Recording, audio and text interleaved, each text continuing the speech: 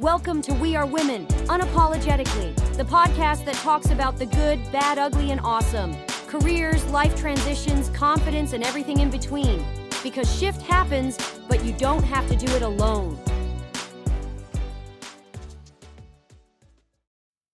You ever felt like you have completely outgrown your role, but you can't find the exit door? You're sitting there thinking, I know that there's more for me and I know that there's more that I want to do, but your calendar simply states that you barely have time to brush your teeth in the morning, let alone look at pivoting to a different role.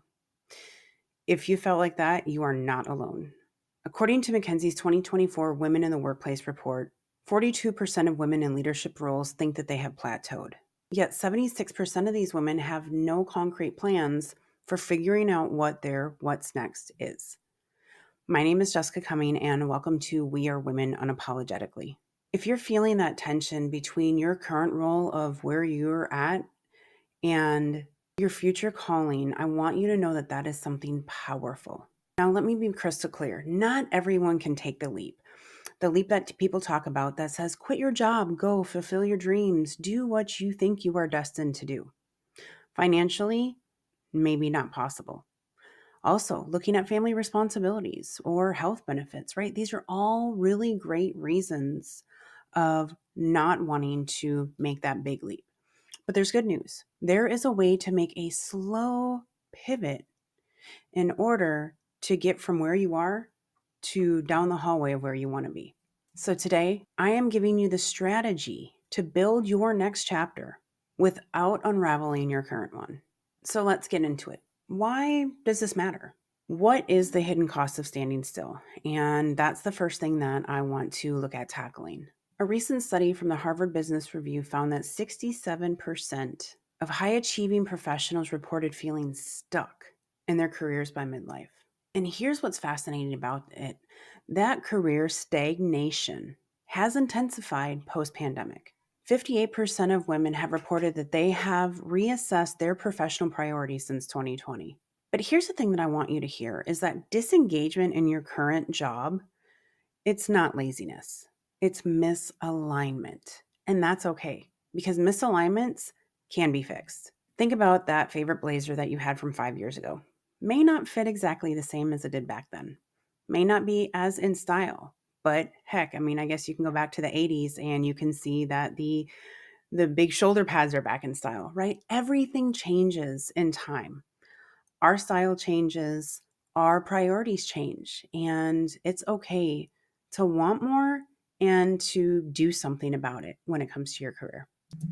Now, if you've got bills, boundaries, responsibilities, walking away isn't always wise, but standing still, that carries its own significant risks. The risk of regret, the risk of resentment, the risk of watching the window of opportunity slowly close as you get older. According to research from Northwestern University, professional women who delay pivoting for more than 3 years after misalignment report 37% higher levels of burnout and 42% overall lower career satisfaction. Today isn't talking about whether you should pivot. It's about how to pivot small, how to pivot smart within the confinements of your own life, time, energy, and income. And let me tell you something that may surprise you or may not. Some of the most successful women that I know, they did not get to where they are at in their lives by dramatic pivots. They were achieved through strategic movements that preserved their peace, their power, and their paychecks while they built and figured out their what's next. Why does this matter so much? They say that most professionals go through at least 3 career pivots during their professional career. And quite honestly, we see it happen a lot more with the younger generations. Now, if we're looking at the ages of 35 to 60 or 65, we're seeing more people that stay for longer. They stay stagnant. They stay with the same company. But these younger kids, they're jumping all around. What makes it so easy for them? I don't specifically know. But what I can tell you is that there is something to be learned for it. Now, they may not have all of the same financial responsibilities as you have, but that does not mean you cannot do it with the right strategic planning and time. And it's important to make sure that you are protecting your own mental and emotional health through your career. We're going to start off by talking about what really is a pivot and redefining what it means. It's not a leap. It's not a panic move. It's not a side hustle that makes you more burnt out at the end of the day or at the end of the week. It is a strategic realignment, and it's about steering your professional ship with intention, not capsizing it because you're frustrated or impatient. Now, if you are listening to this episode while you are dropping your kids off at school or waiting for your next big meeting to start, I do want you to know what I am about to share with you does not require you to blow up your life. It just requires you to be intentional with the edges of it. There are 3 distinct ways to execute the strategic realignment on your terms with your own personal constraints in mind. Number 1 is doing the parallel build. This is where you build something outside of your current role without betting the house on it. It could be freelancing. It could be taking on different consulting roles that are still aligned with what you want to be doing.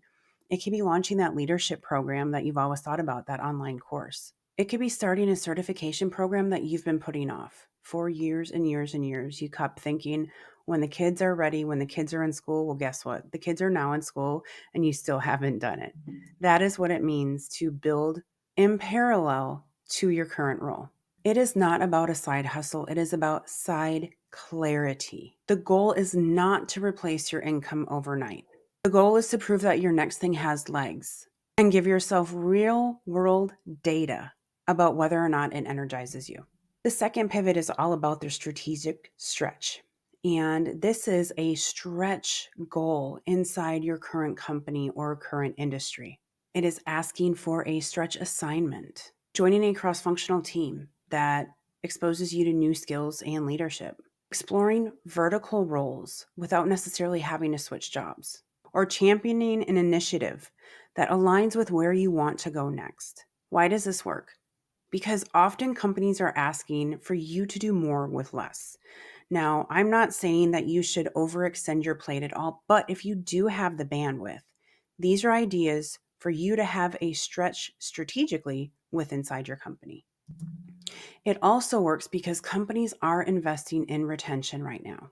Turnovers cost an estimate of 1.5 to 2 times an employee's salary. So organizations are incentivized to help you grow internally versus having you leave the company.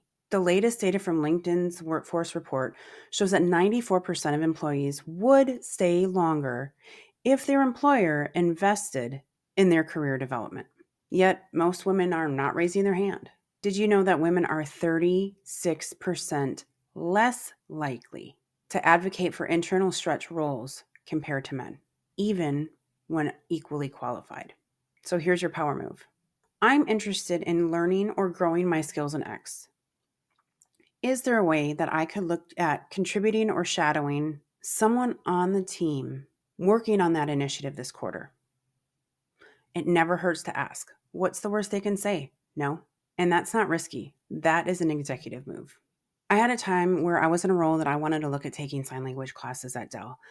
I just wanted to be able to learn it. I had no deaf employees that I was working with at the time, but my aunt was an interpreter and she still is today. And so I asked my boss if I could do it. I ended up taking these classes in the afternoons or evenings, and I learned a lot.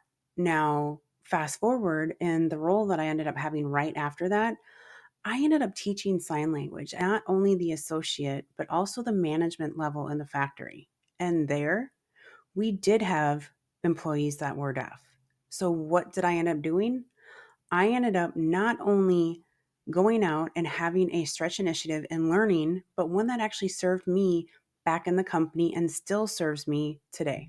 So, what may seem silly or not necessarily aligned with where you're at, but something you're passionate about, you never know how it's going to be able to help you pay it forward in the long run. The third one is the skill stack. And this is where you build your next professional badass self with the skills that you need in the role that you're still in. Take high impact courses, redefine your storytelling, deepen your thought leadership, Master that technical certification that you know you are destined for. Why? Because the skills that you build now are portable into your next role.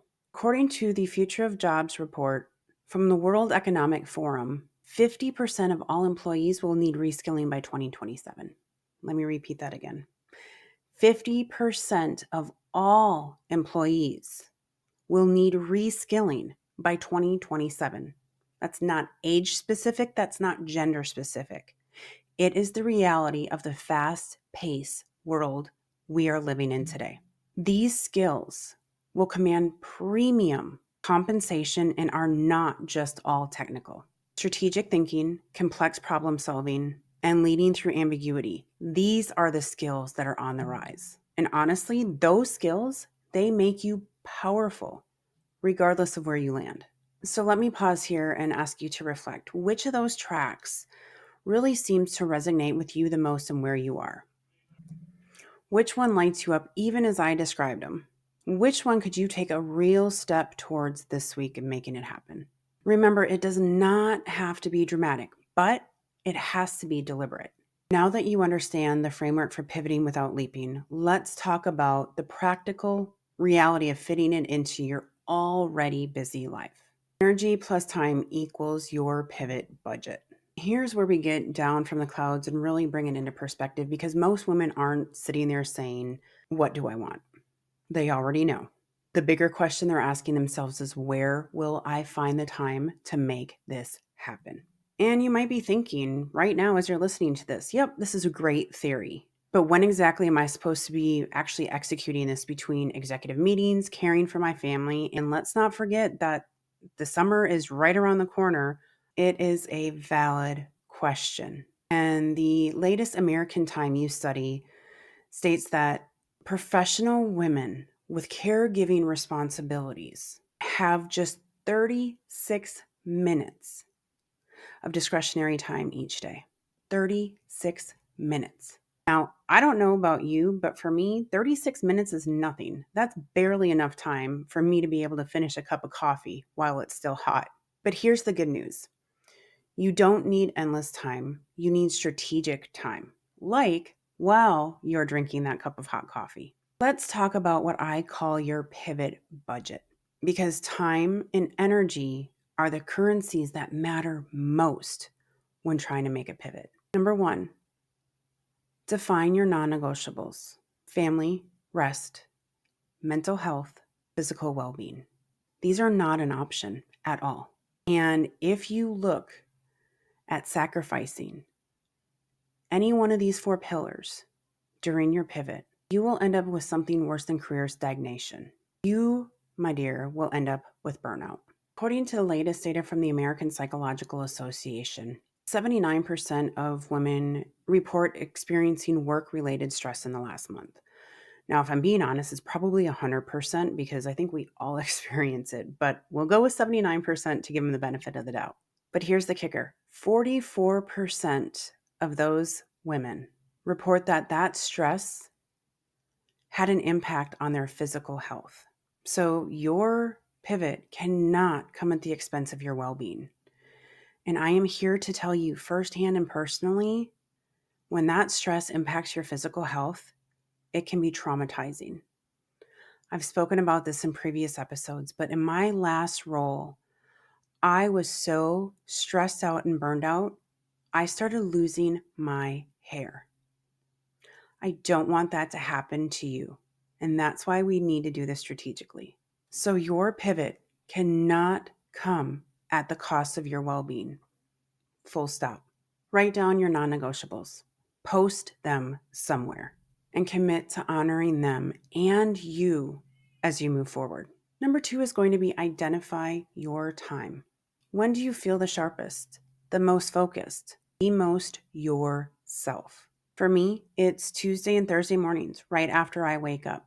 For you, it might be Sunday afternoons or Thursday right after lunch. The key is to identify when your energy naturally peaks and claim that time for your pivot work.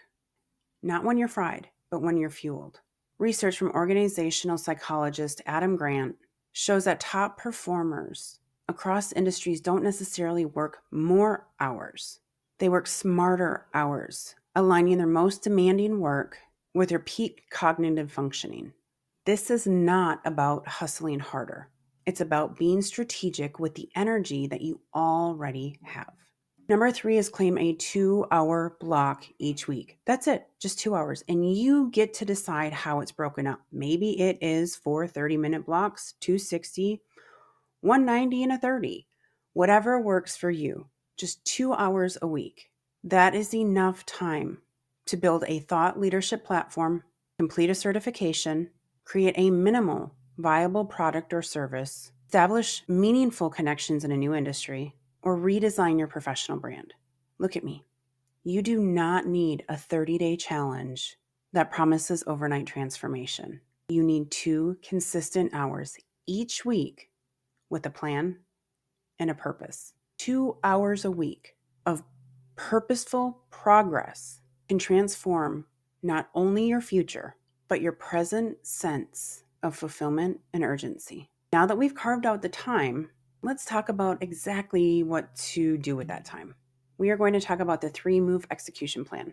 And in order to do this, we're going to get a little bit more specific because we've already talked about it, right? You are busy. You don't need a theory, you need traction. If you're listening while commuting or on your lunch break and don't really have time to go through this, take out your phone and make a note because these next 3 movements are going to be game changers when executed consistently. So here are 3 concrete moves that you can make right now without blowing up your life. Move number 1, have a strategic conversation. Reach out to someone who is in the position or industry that you want to look at exploring. Reach out to them not for a job, but for clarity and understanding. Here's exactly what you say. I admired your work in blank, and I am exploring this direction for my own career. Would you be open to a 20-minute conversation where I can learn what surprised you most and what skills have been proven most valuable for you? I promise to come prepared and respect your time. Then, when you've locked in the conversation, you can ask these questions. What surprised you about this work that wasn't obvious from the outside? What would you do differently if you were starting over in this role now? And last but not least, what skills actually matter the most in this space versus what people think they are? That 20-minute chat might save you 6 months of clarity and prevent costly mishaps. Move number 2 is going to be 1 commitment.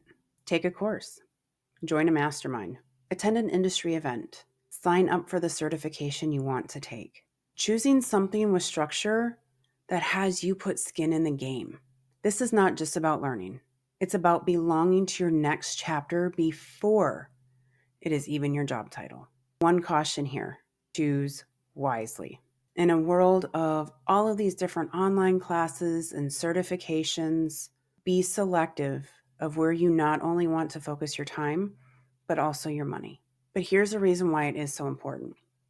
Recent data from LinkedIn Learning shows that credentials that demonstrate applied knowledge, like project-based certifications, carry 3.4 times more weight with hiring managers than passive learning credentials. Move number 3 is going to be 1 public move.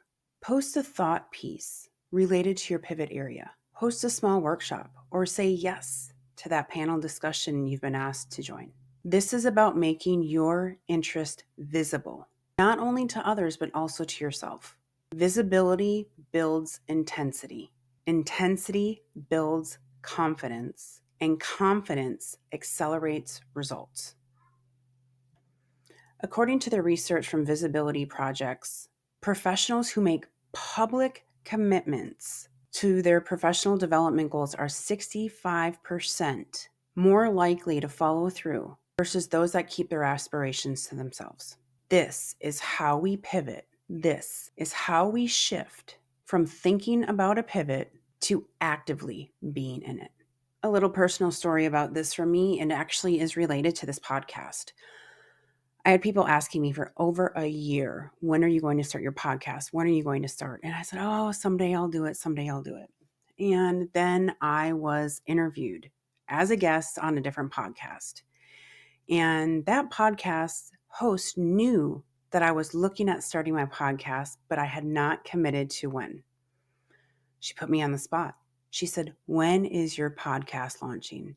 And I freaked out. I was like, oh my gosh, I didn't know what to say. I didn't know how to answer. And so I gave her a date.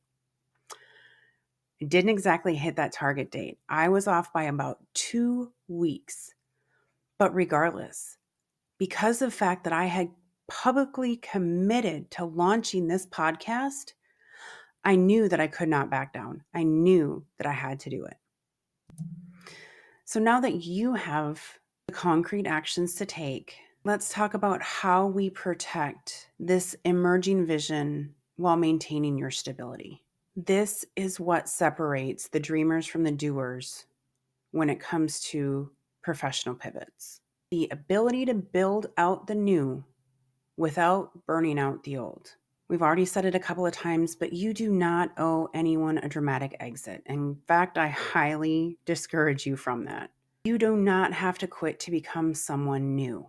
You do not need to be reckless to become revolutionary. The Harvard Business Review stated that 73% of successful career transitions happen incrementally rather than through abrupt changes. And professionals that transition gradually report 64% higher satisfaction with both the process and the outcome. The women that I work with, CEOs, founders, senior executives, they plan and execute their next version with clarity, precision, and stability. That, my friend, is the power of a slow pivot done right. And I know you might be sitting there thinking, I am so ready to pivot. I wanted to pivot yesterday. I cannot wait any longer. I am telling you, it is worth the wait. And I also want you to remember, the fastest way is rarely the wisest way when it comes to a pivot. Now let's shift gears a little bit and talk about the potential roadblocks that may come up along the way during your pivot, because I'm here to tell you they're going to happen. It's inevitable. The first roadblock is the all-in-one mindset. If I can't do everything right now, why should I even pivot at all? This is where you need to remind yourself that growth compounds. Small actions accumulate. Plant a seed now, even if you can't build a full garden. Roadblock number 2 is perfection paralysis. This is where you want to wait until everything is perfect before you make your pivot. Perfection is the enemy of progress. Done is better than perfect. The first version of your pivot does not need to be flawless, and I can tell you firsthand it won't be. But you cannot continuously improve if you do not start. Roadblock number 3 is going to be the expert expectation, where you expect to be the expert or wait until you are the expert in the field before you actually make your pivot. You're not expected to be an expert on day one. You become an expert by beginning. According to research on expertise development, the fastest way to develop proficiency is through deliberate practice, not endless preparation.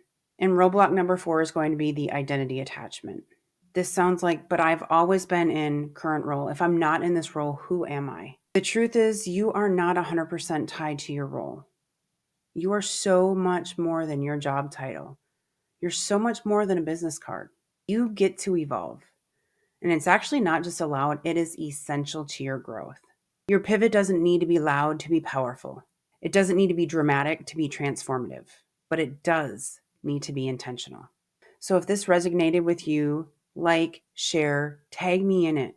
Join me on LinkedIn. Let's have a conversation, because remember, you don't have to do this alone. And until next time, stay fierce, stay bold, but most importantly, stay unapologetically you.